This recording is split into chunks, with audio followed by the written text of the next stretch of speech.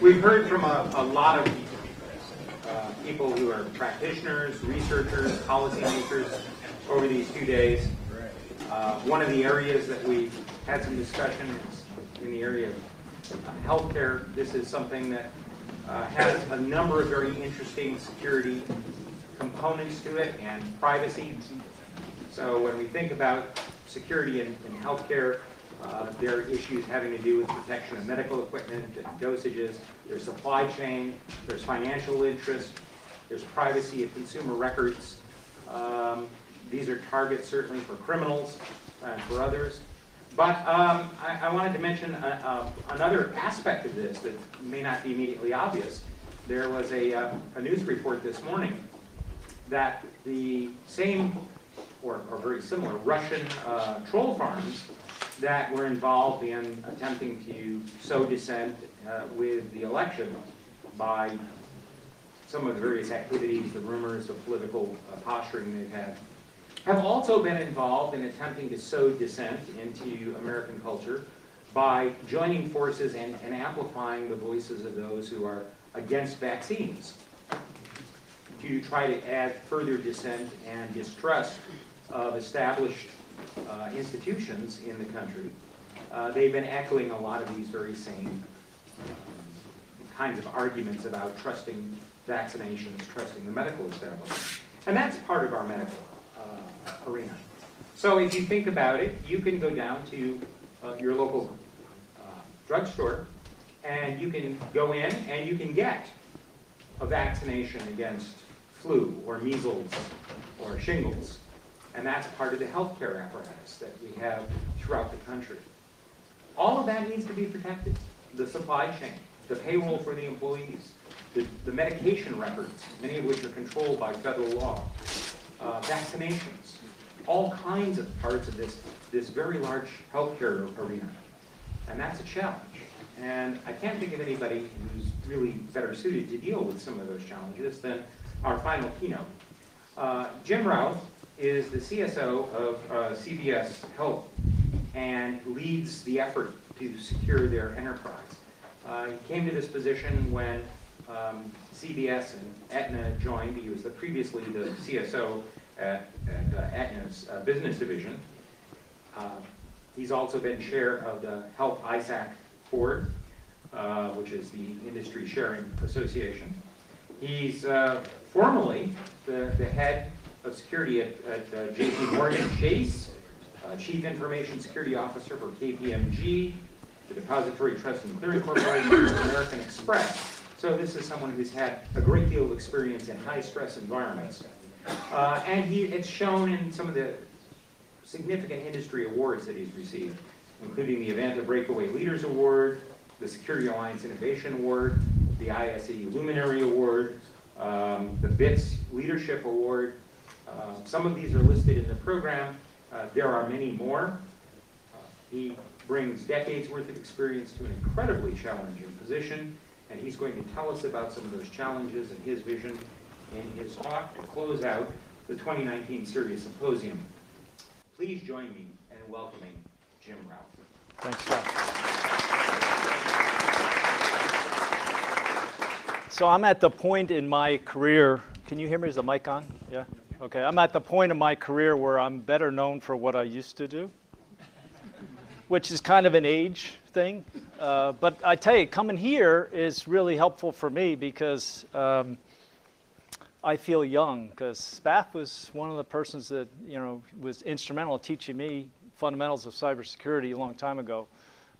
And you're still going really strong, man. So I'm impressed, and I feel young. So thank you for that. It was worth it. So I'm going to share with you my philosophy, and I'm going to start with a definition of what resiliency is. See, resiliency when I started was very simple: no security breaches. And at a point in time, a couple of decades ago, that was reasonable. It's not reasonable today. And as a matter of fact, many say that we're losing the war in cybersecurity to the criminals and to the nation-state sponsored threat actors. And there's a pretty good argument for that and some compelling reason for that, which isn't all that inspiring, to be a cybersecurity professional, right? And so at least some of you, of course, most of the students are in the back. Is that they just know more? Is that why? So most of you that are students today, it's not all that inspiring, a motivation to think about. You're going to join a losing cause, right? That's not all that compelling. And so what I'm suggesting to you is change the definition of resiliency for an enterprise. And resiliency for an enterprise, from my definition, is an enterprise that can recover quickly with minimal business impact, which means that you're going to have many security incidents. So the enterprise that I work for, just in the cyber side, we have 300 a year. So that's the average of what we have on an annual basis in terms of security incidents. We also have a lot of synthetic security incidents. Anybody know what a synthetic security incident is? Okay, I'll explain that to you. I don't know how widely used term that is, but it's very simple. When you test a control, that's a synthetic incident. So if you do a red team review, that's a synthetic incident. So capturing lessons learned from incidents is kind of essential. And I mentioned that resiliency is where we change a lot. So here's part of my philosophy, which is basically respond quickly, which is essentially building into an enterprise the same fundamental mechanisms that are in place in your body, in your immune system. So you get exposed to bacteria and viruses every day. And the way your body responds to that is your body sends antibodies to attack the bacteria that enter your system.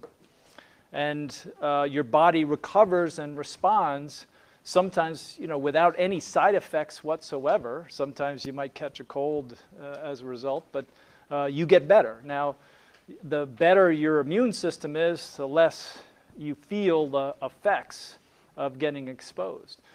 Enterprises need an immune system that allows anyone at any level to surface a problem and anyone at any level to be able to solve a problem. Solving a problem, improving processes to make processes more efficient and effective, well, that's resiliency. And your cybersecurity practices can be the best in the world. If you don't have a foundation of being able to discover big problems, talk about big problems, even in the boardroom, and then solve big problems, doesn't matter how good your security controls are, you'll never achieve resiliency from an enterprise perspective. I'm an acquired taste as a CISO. I'm just telling you that because one of the first things I tell the board, and I did this recently for the CVS board, is I said, I guarantee you will have more security incidents, which typically isn't a compelling, sales tactic if you want to get a CISO job. But the reason for that is because we'll put controls in place that have a better opportunity to find control breaks. Control breaks are where controls aren't working. Synthetic controls are synthetic incidents are part of that. And part of it is because you have better diagnostic tools, because we'll know what risks there are. So the other thing is I don't follow what my peers do. And I listen to a lot of smart people, Spaff being one of them, that's have tremendous impact on what I do. But I pay little attention to what my peer group does, specifically what controls they're using in their environment. Now, the reason for that is largely a threat actor is somebody that I'm trying to create friction for. And so some of that friction comes from having controls in my environment that aren't in other environments. And I also use early stage companies to drive innovation in control design, because that's where the innovation comes from, just largely for economic reasons, and I'll explain that. So what I'm going to share with you in terms of what I do, please shred it, challenge it, throw your best challenge at it. I'm fine with it. But again, what I'm doing is not what most of my peers do. So I mentioned this in the panel that we had, the difference between compliance-based and risk-based. I'll give you an example of this. You're familiar, I think, with these NIST frameworks here, these standards. And from a risk standpoint, if we just look at email, I mentioned the DMARC case, so I won't mention that. But these other examples are unconventional controls. They're not part of a risk framework. In some cases, you've never seen them before, but they're highly effective at driving trust into an email system that all of us are using today that doesn't have a whole lot of trust in it. In fact, if we look at the conventional side of the house for email, specifically phishing, which is the #1 threat vector of any enterprise today, what the authoritative sources tell us is teach your employees in an enterprise to recognize phishing attacks and kind of the human firewall construct of being smarter. So let's look at that for a minute. In my organization, we have a world-class capability at teaching people how to recognize phishing capability.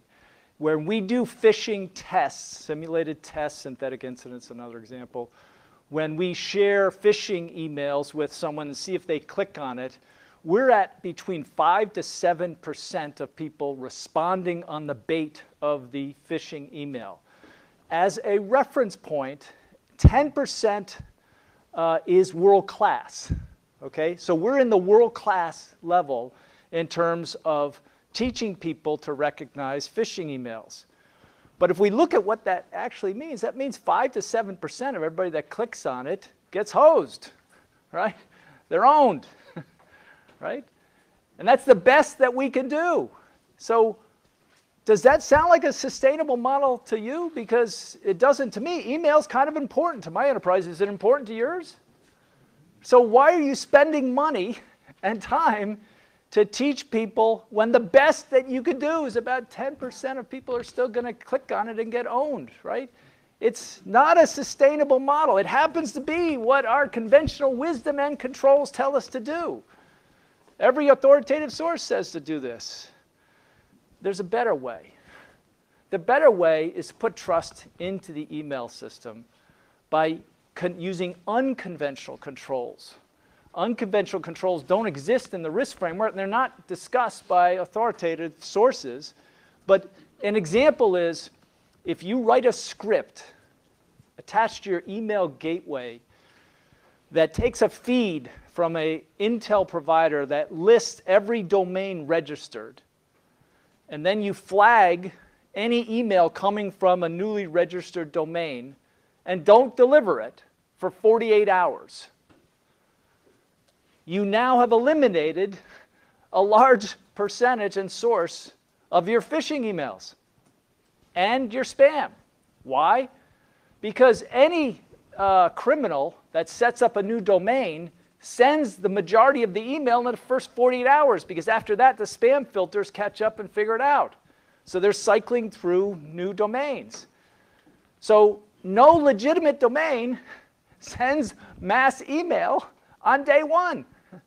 Day one, you set up the domain. You got to make sure it works, right? You send emails to your buddies or to the administrators. That's it. You're not sending massive emails. So all you have to do is drop that email. The business impact is like minimal, and it's a simple script that you write.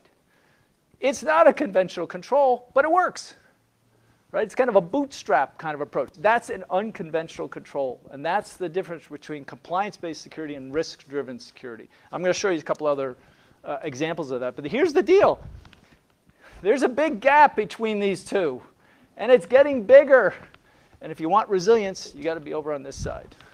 You got to use unconventional controls if you want to avoid major security, the business impact of security breaches. Now, any policy wonks in the room? Anybody recognize this one? That would be no. Okay. Not any policies. That's okay. That speaks highly of you as an audience, just so you know. If you answer that question, then I know you're really a true geek. So 800-177 is actually trusted email. And it's actually DMARC. It's what I mentioned earlier. And NIST came out with this in, let's see, was it 3 years ago? So it's an example of an unconventional control that became a conventional control now. And eventually, unconventional controls do become conventional controls. It just takes a cycle of time before the standards are updated. So if you're investing here, eventually they become conventional controls. Okay, so I'm going to give you an example here where this is the insurance division of CVS. And this is like 4 years old or 5 years old, this data. So we had 29,231 servers sending us email every day, and we treated every server the same way. That's why they're all gray dots there, right? So then we did some filtering of the servers based on the domain attributes of the sending domain. Not the attachments, right? Not any campaigns or anything like that. We looked at pure attributes of the sending domain. And what we discovered is a breakdown where 14,526 senders of email to us on a daily basis are sending malicious email. So instead of just letting that email in, we decided to filter that email and not deliver it. Now, when you don't deliver that email, the user doesn't see that email. So if the user's not seeing the 14,000, the email from 14,000 plus servers that sending, and then we're talking about, millions and millions of email messages that aren't being seen, what happens to the experience of the user using email? It's improved. There's less clutter. There's more legitimate email. You respond and react to the email. You start to trust the email more. So these are unconventional controls that actually add trust into your email ecosystem rather than extracting trust out at a cost. So the second control that I'm going to cover today is relatively new. It's in production today, and it's basically about 50% of the phishing emails that get through all of our other filters are stopped by this control. And we're tuning the algorithm, and over time we think that we're going to get that up into the 90s. We'll take phishing emails and in our enterprise and take them down to a trickle. And the way we're doing it, there's 4 types of phishing. There's 4 tactics that you can use to send a phishing email. Spoofing the domain was one. The lookalike domain was the second. Display name deception is the third. The fourth one is the fastest growing one. So if you look at in your enterprises, the fastest growing phishing emails using this tactic, the tactic is simple. I'm going to take credentials from my friend and to my friend's email, and I'm going to send. Do you have any friends in the room here? I mean, I know they're friendly, but do you know anybody in the room here? Yeah, this guy, I thought so. Okay. So what I'm going to do is I'm going to send an email, but I own the credentials to her email, and I'm going to send it to you. You get email from her all the time. A lot of times it has some pithy humor that's really cute. You look forward to that. But this time, I'm going to be sending the email. You're not going to know about it, and you're going to think that it's the email coming from here, so you're going to trust it a lot more as a result of that. And it's going to get through all the spam filters and all of the inbound filters because it's a legitimate email account. Nobody knows that it's not. I just own the credentials for it. So I'm sending email from a compromised email account.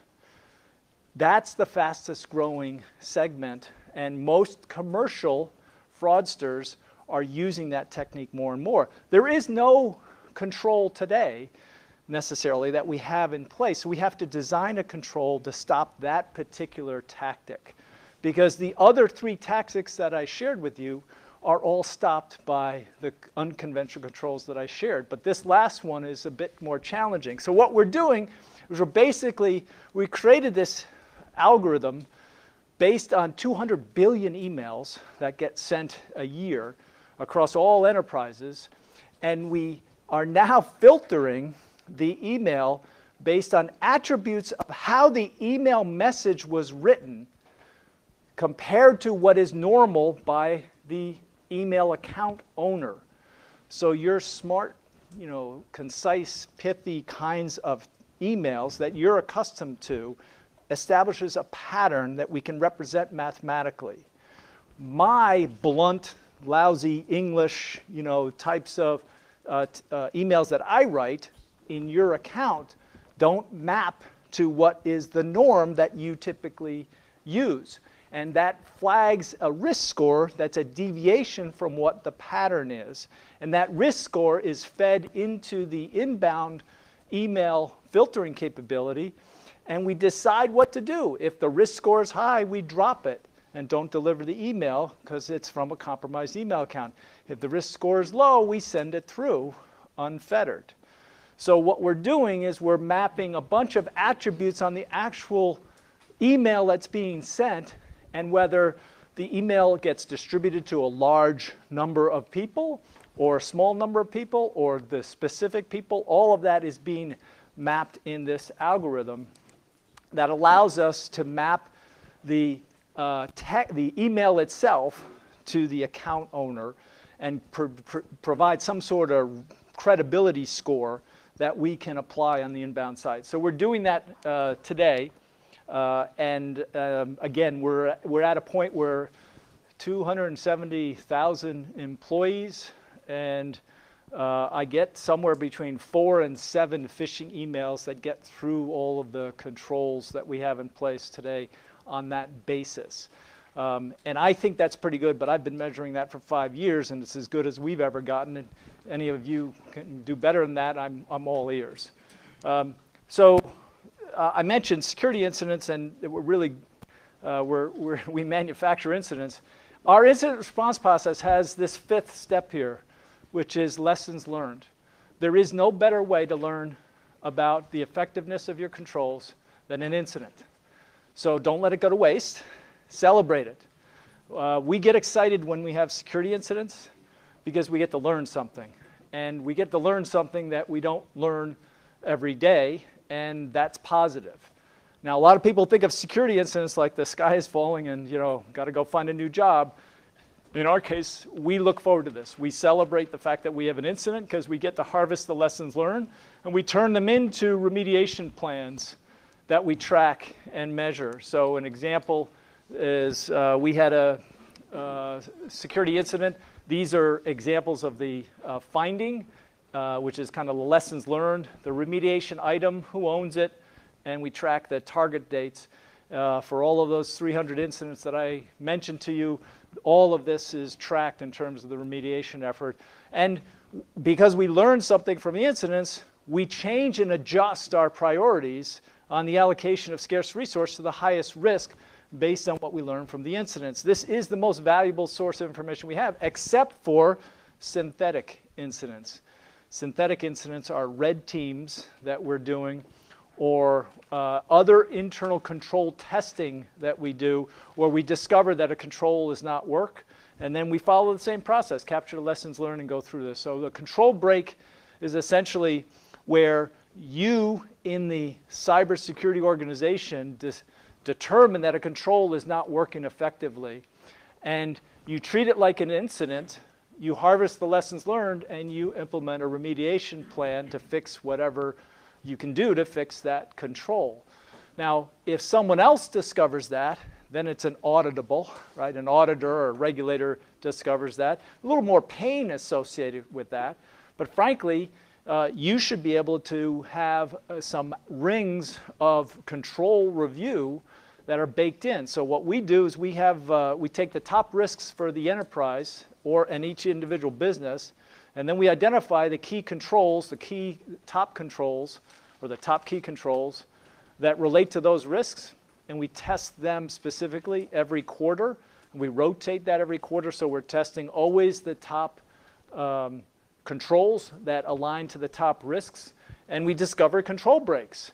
And they're a lot less painful when you discover them, when auditors don't discover them. You allocate resources to fix based on that. So I'm going to change the paradigm a little bit, and I'm going to talk about two things that really don't belong together, passwords and people. Now, we have 60 years of history using passwords to protect the enterprise, and by and large, it's done pretty well. Passwords have done pretty well. But the unfortunate thing is that for all the 60 years, passwords are based on a fundamental principle. The fundamental principle is that you are the only person that has or knows your secret. That's the principle. And for 60 years, that's served us well. Unfortunately, that principle or premise today, that he's the only one that has his password, is no longer valid. And in fact, every day it becomes less valid. And the reason for that is that about 5 years ago, criminal syndicates, cyber criminal syndicates, who by definition always look for the easiest way to get into data. Always. They always look for the easiest way. What's the easiest way to get access to data today? Yeah. Yeah, that's exactly right. Using a password that's a legitimate credential, however you do, guessing it is good enough, but however you get access to it, if you do, you provide that credential into the system, user ID and password combination, and what does the system do? It trusts you. That's what all our systems are designed to do. And the reason for that is authentication. When we learned technology a few years ago, technology taught us that authentication was an event. Had a beginning and had an end and a binary outcome. And for all of these years, that's baked into the way we think about authentication. And it's baked into the fabric of every authentication control that we use in the enterprise today. It's obsolete. It's obsolete simply because every binary control can be defeated. So if I'm taking user ID and password and I'm adding onto it a SMS push of a one-time password to a mobile device, and the user, consumer, who always gets inflicted with the security control, the user has to take that password, enter it into the website if they're using the website, and then they get in, right? Well, what if the criminal, the cyber criminal, is using the SS7 vulnerability, and he's sending that one-time password to the criminal's mobile device, not the consumer's, and now you have binary controls that automatically trust the bearer of the credential with the one-time password. Every binary control can be defeated. So are you creating friction for the threat actor? Yeah, so a little bit. You're also creating friction for the consumer at the same time, or we are, and we have a well-established track record as security professionals for doing just that. However, you've been teaching a long time, Spaff. Is it your experience that people have an easier time learning something or unlearning something? They seem to forget a lot faster than they learn it. So unlearning is hard, isn't it? Right? Unlearning is hard. I have to ask you to unlearn something. Do not assume that authentication is an event with a beginning and end and a binary outcome. Assume authentication is a continuous process. It doesn't have a beginning or an end, and it's continuous. And the reason I'm asking you to do that and unlearn the wisdom that was prevalent for 60 years is because we'll never solve authentication unless we think differently about it. And this is why passwords and people don't get along very well. I mean, I am a security professional. I have over 100, maybe, I don't know, 160 passwords for different sites and mobile applications. I use the same password amongst many different sites. I even have a password manager, and I still do it. And I know all you are doing it as well. And I know that because the criminals know that, because they started harvesting credentials 5 years ago, and now they have billions of credentials available today. So they're doing something called credential stuffing. I hate when that happens. I pushed the wrong button. This was an operator error, by the way. This wasn't, because I was actually told not to do this.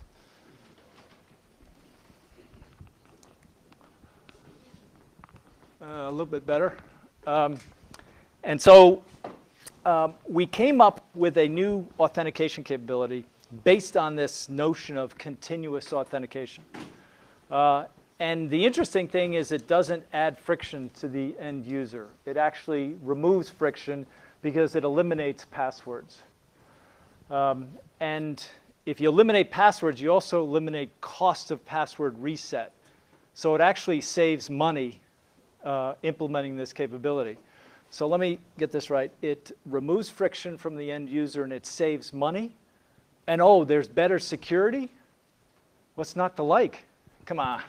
Show me the fine print here. There's got to be something in there that's bad. Well, here's what it does.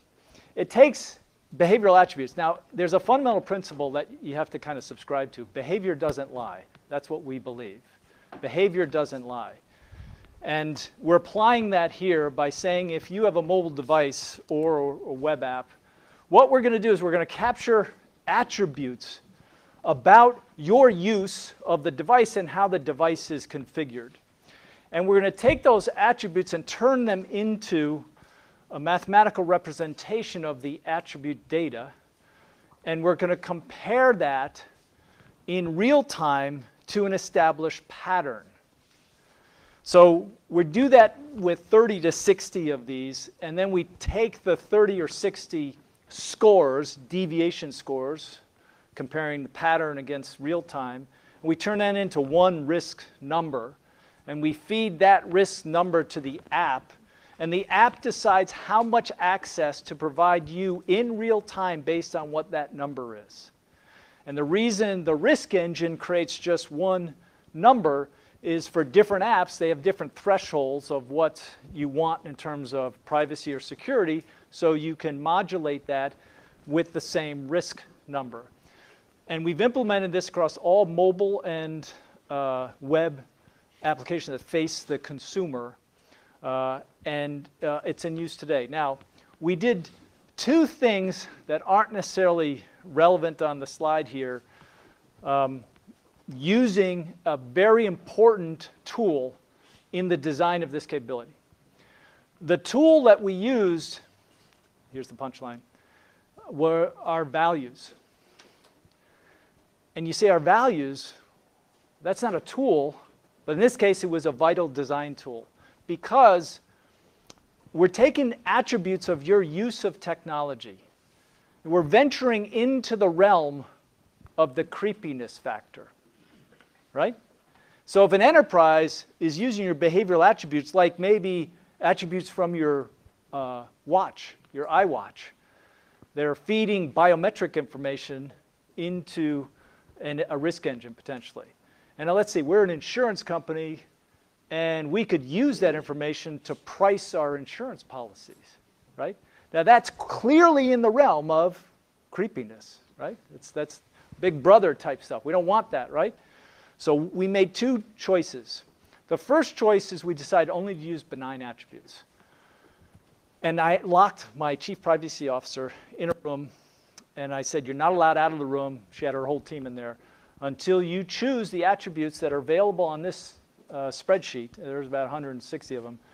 I said, you have to choose the ones that are benign, that if they ever got exposed in the internet, they wouldn't have any impact on a consumer or an individual.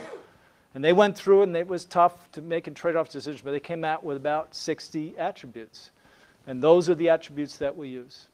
The second decision we made is we weren't going to store any attribute information. So if our risk engine got hacked, there's nothing in it that can impact a consumer from a privacy standpoint. We turn every attribute into a string of numbers, and we just compare two strings of numbers together to get the risk deviation score. So if our risk engine was hacked, there's nothing in there that impacts. Now those two decisions had nothing to do with anything except our values, because our values said we want the consumer to trust the fact that we're going to protect their information. So we want to improve security, remove friction, and we want them to trust us.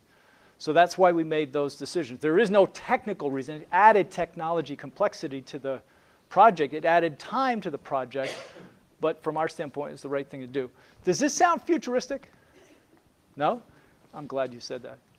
There are 4 million people using this today. There'll be 40 million by the end of this year. There'll be 150 million in 2.5 years. So this is not futuristic. It is in production today. And getting back to what we talked about in the panel in terms of economics, we are ratcheting down our customer service calls for password resets because there are no passwords to reset.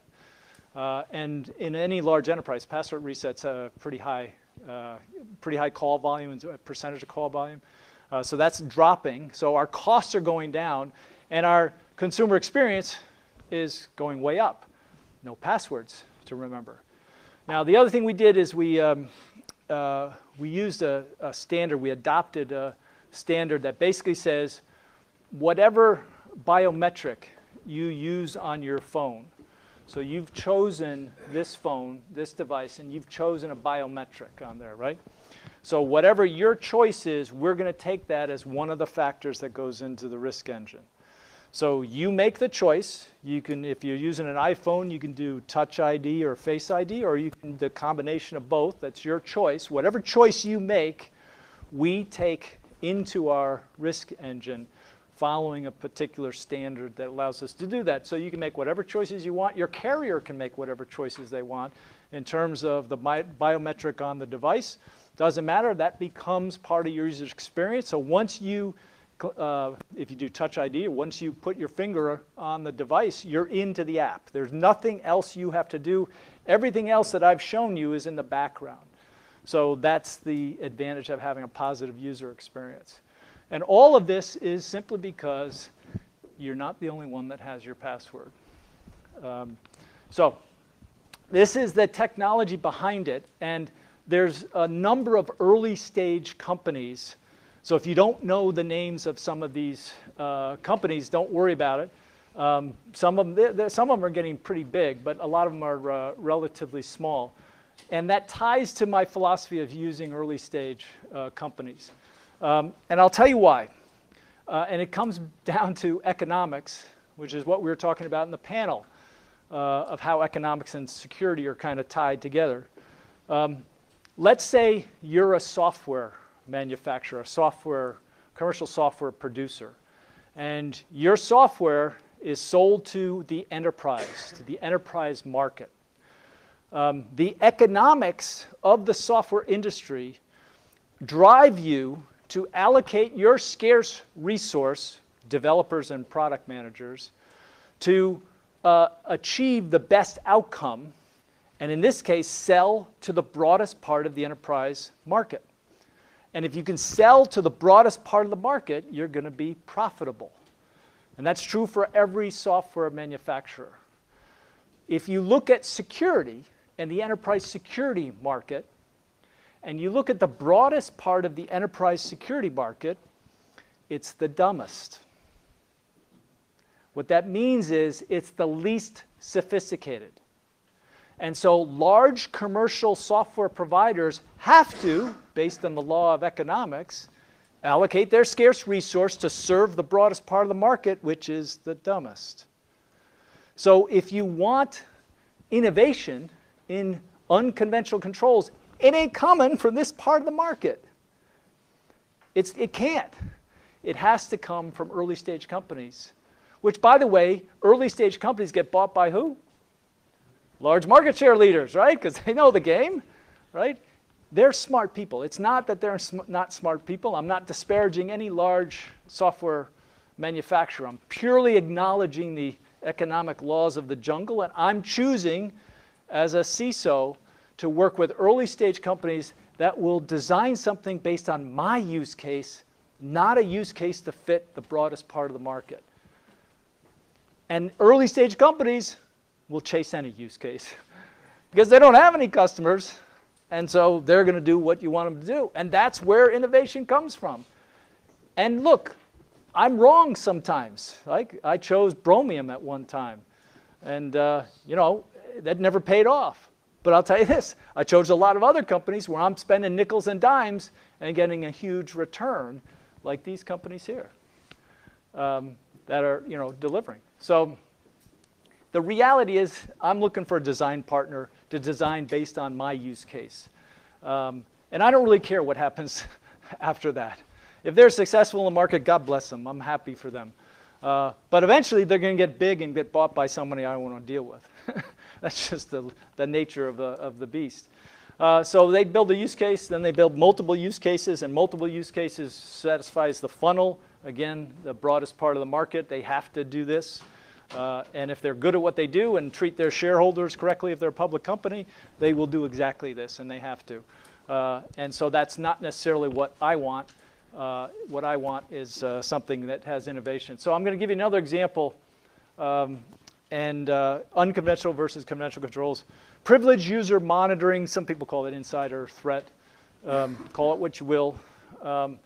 The best practice, according to conventional controls and authoritative sources, are when you grant access to a system administrator, domain administrator, an access manager, a privileged user of any kind, what you should do is make sure that an alert or a record goes to the SOC, alerting them to the fact that somebody has privilege and is using that privilege. This is conventional, conventional controls tell us to do this. Okay. That is the dumbest thing in the world. And the reason it's the dumbest thing in the world, does anybody have a SOC analyst that has too little to do? Anyone? Anyone? No, it's like SOC analysts struggle to keep up with the information that they have, right? So you want to add more information that's absolutely useless to them? So the auditors love this control. It's useless. It wastes time and money. Don't bother. However, if you took the same information and shared it with the boss of the privileged user who has context, who knows what should be done, how it should be done, and when it should be done, your boss, their boss, would know right away if that's an anomaly, because they have the context for that. So what we do, what we've done is we implemented a large data lake, and it's like a UBA capability. We did a lot of the development because it was an early stage company. This is about 3 or 4 years ago. But there are a lot of products today that are a lot more mature, so you don't necessarily have to build it.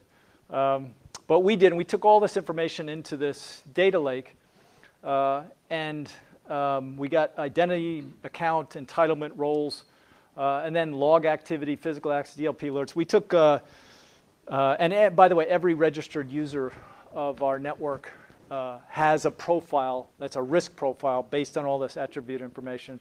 So we took physical access, we took web browsing, we took email, plus the entitlements for everything that they're entitled to, and how they use, what their behavior is of using the entitlements. All that factors into a risk score, and every single registered user has a risk score. When they become a privileged user, we apply the risk score, and when we see data or an anomaly when they have privilege, we send this email to their boss. And it doesn't take a rocket scientist to figure out that, you know, green is good and red is bad, right? So you click on one or the other. If what the person is doing is legitimate, you click on green, it goes into updating the model, and then that's not alerted on in the future. If it's red, their privilege is revoked automatically. There's orchestration to initiate a security incident. And so all they have to do is read their email and choose one or the other, and they're the subject matter expert that has the context. So you've got, you know, privileged user monitoring based on this. Now, if there's 3, it's generally somewhere between 2 and 3 anomalistic events for the privileged user in real time, the model decides to revoke privilege immediately and initiate a security incident where there's orchestration. There's no human involvement at all. Why is this important? Some companies that got hit with NotPetya had 15,000 servers knocked over and bricked in 90 seconds. There's no human then on the planet that can operate that quickly. So the model is actually doing this for us.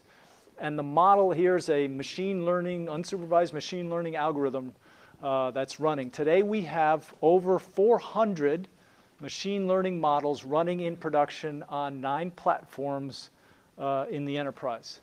And what's happening is that I thought, this shows how much I know, but I thought when I hired 4 years ago a chief data scientist to be dedicated to security, I thought he'd be helping me with all these great tools that I had and taking all the log data and making it into something where I could make actionable, like decide on doing different cyber hunting campaigns.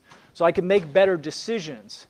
So this is what I thought, and what turned out to be the case over time is that we put this capability in place, and it ended up driving frontline security controls to where humans don't have to make any decision. It's making most of the decisions for us, and it's embedded in the platforms. And today you can buy this or you can build this. So, you know, the whole basis is models. Well, what are models? They're just mathematical representation of an event. And it turns out that figuring out events in a pattern and determining whether another event is matching that pattern or not is pretty straightforward from a data science perspective. So applying a machine learning algorithm to doing that routine over and over again actually has some direct applicability to cybersecurity. However, more sophisticated, deep kind of neural net technology applied to identifying anomalies and malware, not so much. Doesn't work that well. And we struggle with that. And it's a part of cybersecurity that, frankly, it's not practical. But in the former, it's highly practical, highly scalable, and that's what gives us the 400 machine learning models that we have in production today. So we've developed, we have maybe out of the 400, maybe there's 150 of them that we, bespoke models that we developed ourselves with our data science team. We bought products that have models built into them. We're doing a lot of that. In some cases, in the UBA case, the vendor gives us the model, we modify it, and we put it into our environment. The email that I was showing you earlier, that's a model that the vendor produced, and we modified and tuned and adjusted in our environment. So what's really happening here is that for students, you've got to think about a bidisciplinary approach here. Cybersecurity and data science. To whatever degree that you can master capabilities in those two domains, you will never, ever have to worry about getting a job for the rest of your life, and you'll be able to work wherever you want to work, and you'll be able to make a lot of money. So those two things, if you can do those two things, you're golden. Because what's happening is cybersecurity professionals and data scientists are coming together. There's always a role for data science. There's always a role for cybersecurity. Those two things aren't natural. There's no natural affinity there. We find data scientists and we teach them security. That's a lot easier than finding data scientists with security expertise. We have a mix of both. But this is absolutely strategic to developing unconventional controls in a sustainable way to meet the needs of a resilient enterprise over time. We've got some time for some questions. I'm done with what I've shared with you. I hope this was helpful. Go ahead. Yeah, go ahead. Okay, so the incredibly interesting and fresh perspectives on security. Really appreciate that. So I was listening very carefully to the last part, especially where you said you're harvesting all this data about consumers and building models. But there was a paper that I had referred to, I was, I guess, the first speaker yesterday, It was, and you cannot use the AI in the traditional way to learn normal behavior and then detect deviation from normal behavior, because learning algorithms require both normal and abnormal behavior. And so where do you get the normal behavior, the abnormal behavior from? I mean, if it's just observing the user, well, everything is normal. So I think you may have some answers to that, but I wanted to probe that a bit. Yeah, so I don't look for normal behavior. I Okay. look for a pattern. So the models that we have purely determine whether actual behavior matches a pattern, and to what degree it either, and actually the way the model works, it just tells us how much it doesn't match, and it gives us a numeric representation of what it doesn't match, and I can do a lot with that numeric representation. So that's what we're doing, and it actually, models do that really well. And so there are lots of cases where if I wanted to scan a database and find the color green versus the color fuchsia, I'd struggle, for a long time trying to do that. But just trying to find patterns of behavior or behavior that match a pattern, it's pretty easy to do. Okay. Yeah. Okay, thanks.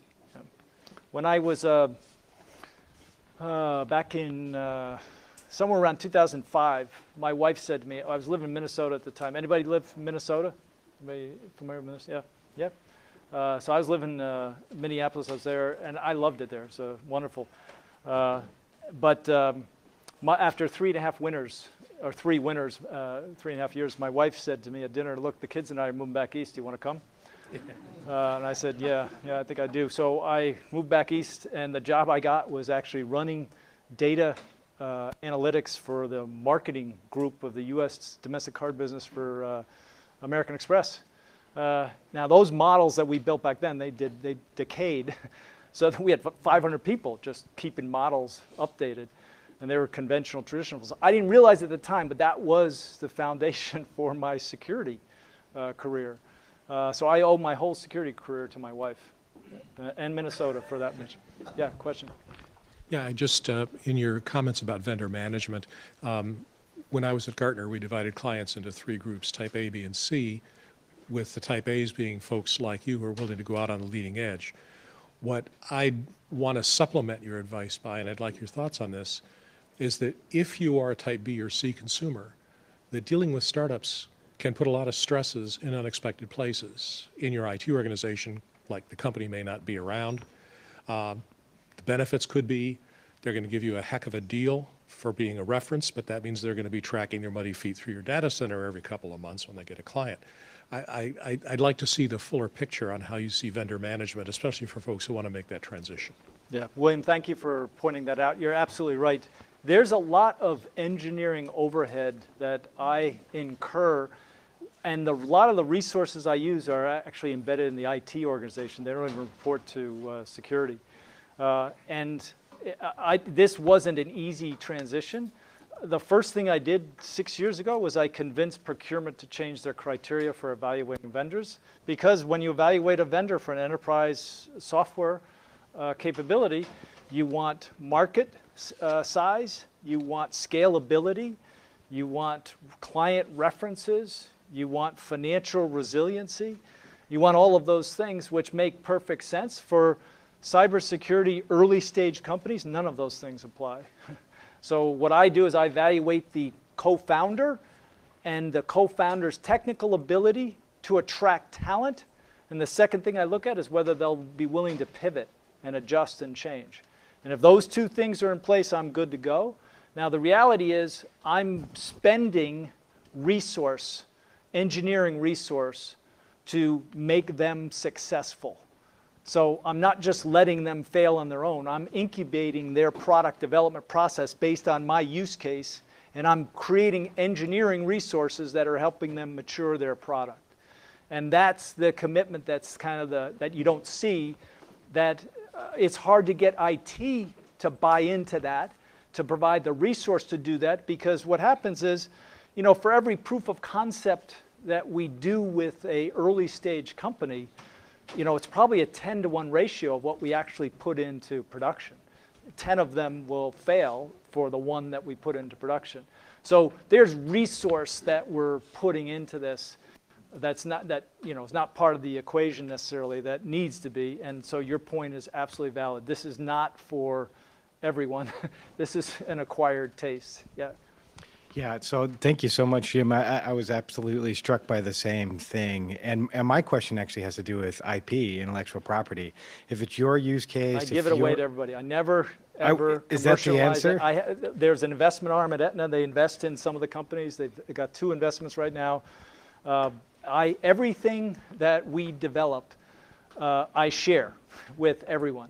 Because I was taught this, you know, early on.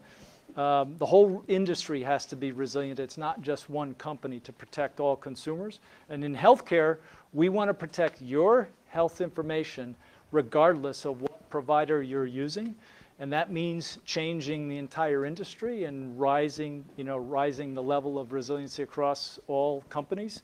So I give away everything that we do, which is why I talk at things like this. So you go to the board and you say, I don't care about IP. No. I care about IP and developing IP for my use case to keep me gainfully employed. That I really care about. Okay. For commercializing it, we don't. We give it away. Okay, so your agreement with the companies that you're bringing up to really, I'll call it, bring the cutting edge tech, is you own most of it and I own some of it? We don't own any of it. Oh, okay. All right. So in most cases, the vendors own it and they commercialize it. We don't. I used to do patents years ago. Yeah. Patents are a pain in the butt. Amen. You know, Yes. how many times patents are defended? You got to show up in court and be a subject matter expert. Never get your name on a patent. It's the dumbest thing in the world long term, I think. Yeah. Thank you so much. Just a couple other little quick ones. So how many people are you in charge of? About 500. 500? And then how many layers? Yeah, that's a good question. About 6, maybe 5 to 6, depending on some of the operational functions have more layers, but yeah.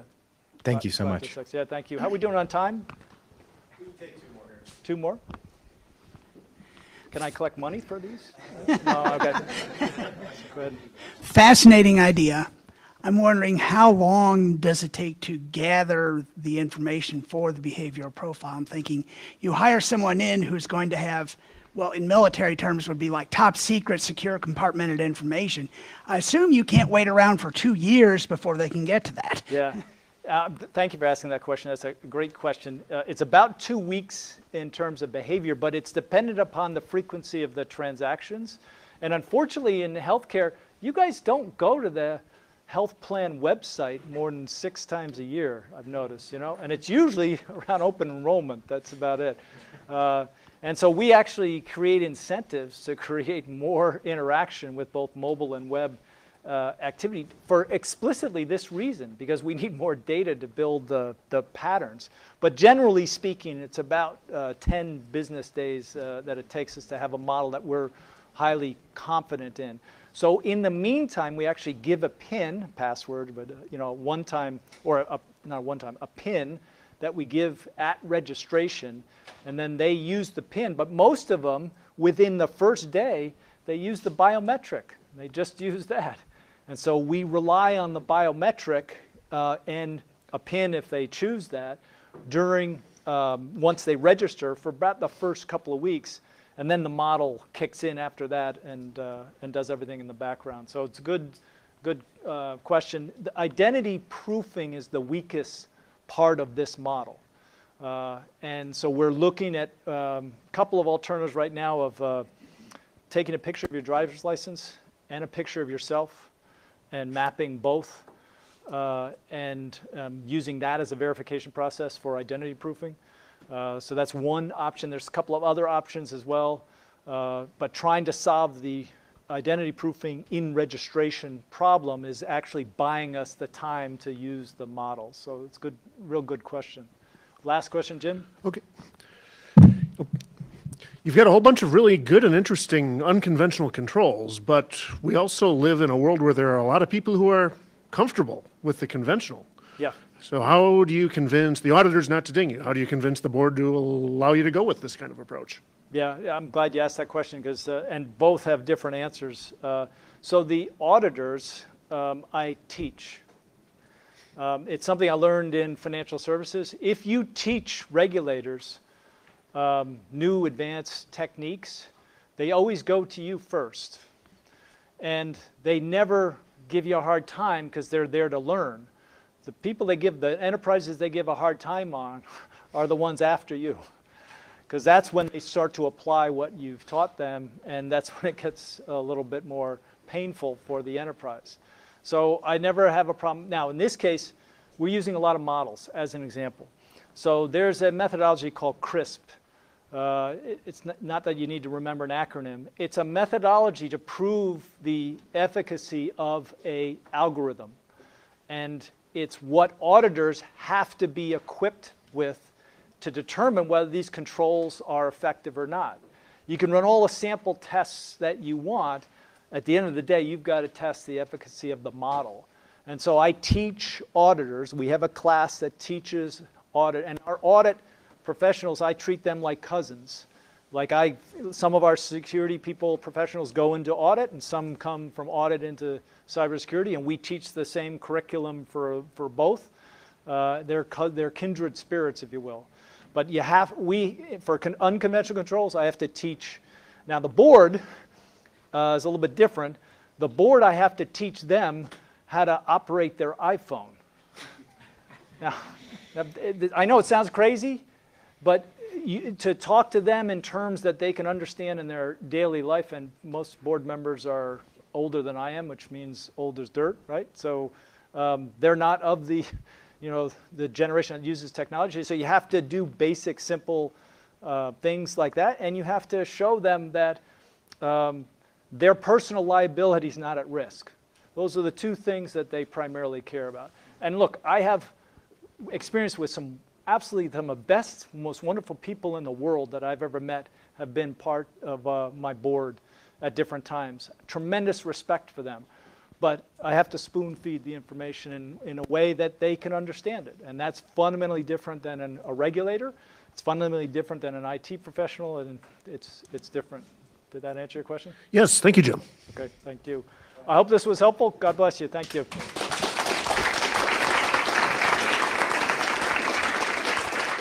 Okay, thank you, Jim, for helping us begin to close down our session. I would be remiss if I didn't give a big shout out to our CERIAS team, Mike, Adam, Lori. They kind of kept this program running for not only the last 2 days, but for the several months in advance as we prepared for this. So I want to make sure we recognize them. If you are part of the CERIAS seminar class, make sure you find us and let us know you were here so we can check you off the roster list. Sign-up sheet is in the back. Lori has it. The symposium next year in 2020 is April 14th and 15th. Mark your calendars. And with that, unless Spaff or Dave or Joel has any other comments they'd like to make, in that case, I want to thank every one of you for coming. I really appreciate the time that you spent with us these last couple of days, and we look forward to seeing you next year. Thank you.